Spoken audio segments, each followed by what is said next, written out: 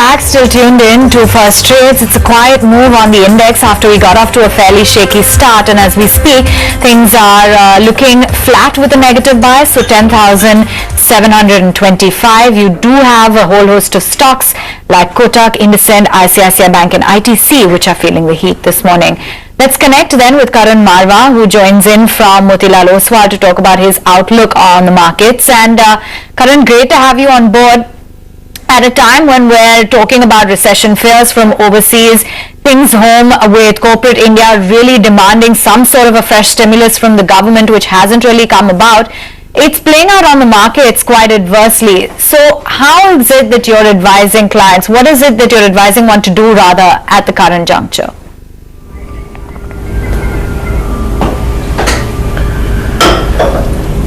Look, it's like, I mentioned earlier in the show as well, your foreign investors, there's really not one bucket. Your style to investing, my style would be different.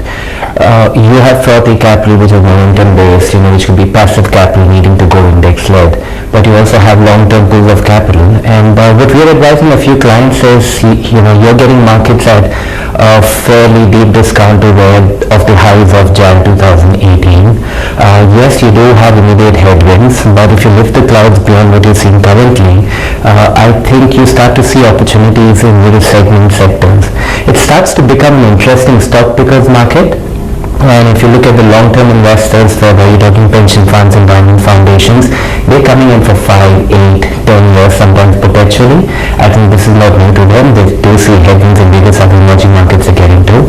And they very typically wait for opportunities such as this, where they say, good quality companies are available at better bargains, and we need to pay more attention to it. So we continue our dialogue with such investors, and I think now my discussion and dialogues with them got a lot more pronounced, and these are environments that they find quite interesting, if you ask me. What are you focusing on, Karun, in terms of investment ideas right now?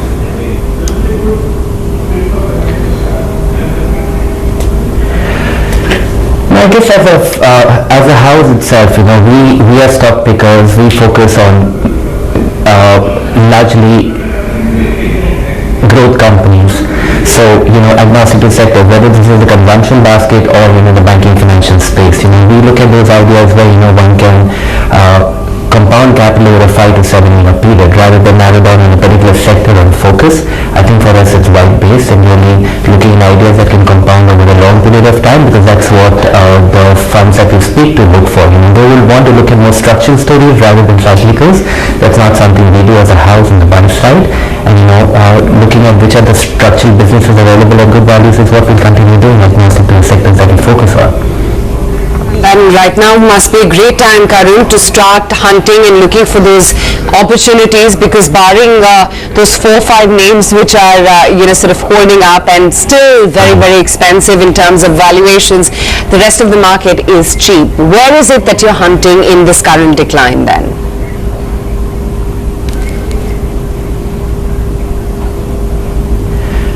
No, like Edwin mentioned, so that's something our investment teams with the research analysts are always looking for those bargains and hunts. We remain invested in portfolios that we have been invested across this time period. I don't think we've made major reactions to what we do.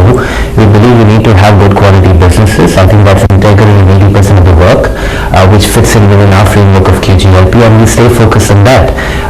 Yes, you could have situations where earnings growth is not kicking in, but if it's happened because of a structural change in a particular business, yes, you do get worried. But if it's because of a cyclical downplay across, let's say, auto currently, or for the first time in 11 years that men's innerwear has shown a degrowth, I think if we see it as more a cyclical issue, I don't think we move out of those positions just because we've seen 1 or 2 quarters of degrowth or slow growth.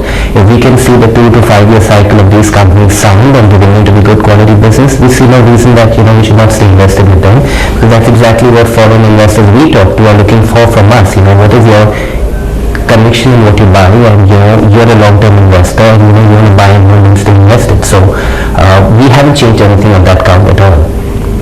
Just take cognizance of the flash coming in on your screen. The government officials indicating that the government may be announcing a rollback of the FPI tax soon, and I think this is going to be much needed for the markets. Do remember, just a short while ago, SEBI as well had relaxed the FPI rules as well as the share buyback norms. That did precious little to change sentiment on the Lal Street, and incidentally, we've continued to see an FPI exodus. But Karun, curious as to how you're reading into this news, because there has been an absolute clamor for this. Sentiment ever since the FPI tax was announced has been awfully abysmal. So a rollback of FPI tax soon, that would definitely be very welcome. Yeah. If this does come through, it will be extremely encouraging. Look, we made representations to the ministry, and I must, say they've heard us out with complete intent to understand, what foreign investors look at.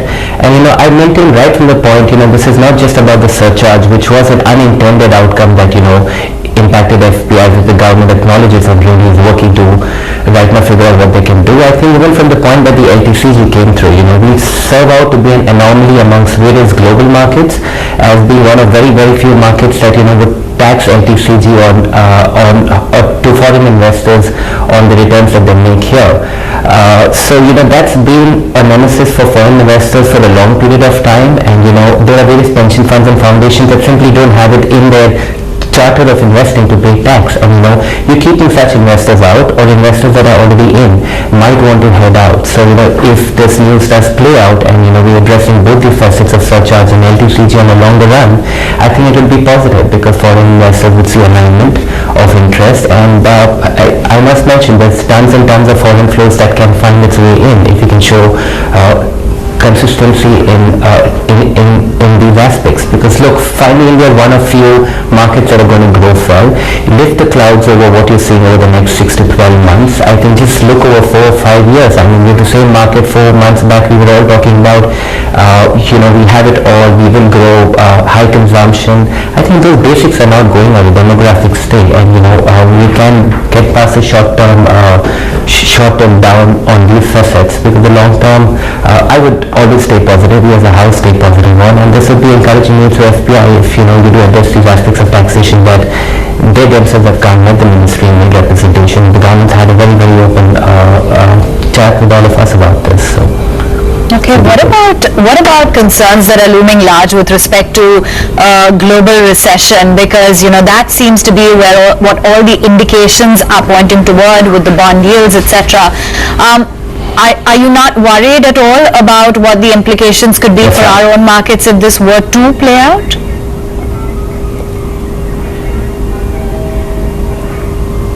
Yeah, I would first and foremost be lying if I would say that the foreign investors are not worried. Just lift yourself out of what's taking place currently in India. As I was just sharing with someone as well this morning, so I was in Asia Pac earlier this week, and I think the first thing dominating in people's mind is what's taking place in the US, and this inversion of the long-term yields and short-term deals that inversion, and would this lead to recession? I mean, we cannot lie or deny the fact that would have an impact on various other global markets. So right now, outside of what FPIs might be looking at and wanting to seek out of India or other EMs, I think they are fairly concerned about what's taking place in the US as well as the larger trade wars. So this inversion of yields and trade wars are two aspects of dominating people.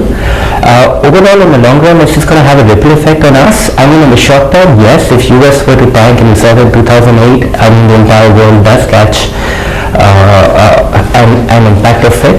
But finally, we come back to fundamentals, good quality companies. I keep coming back to that point. We'll find the reversion back to their level, and they'll click along the business over a long period of time.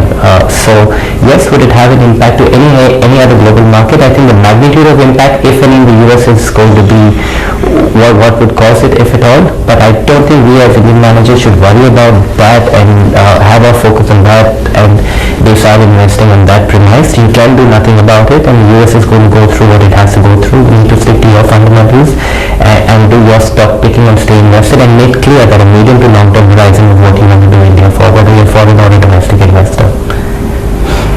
All right, let you go on that note. Thanks very much for joining in and giving us your views. So continue to believe that the long-term story for India remains intact. Well, let's get a move on and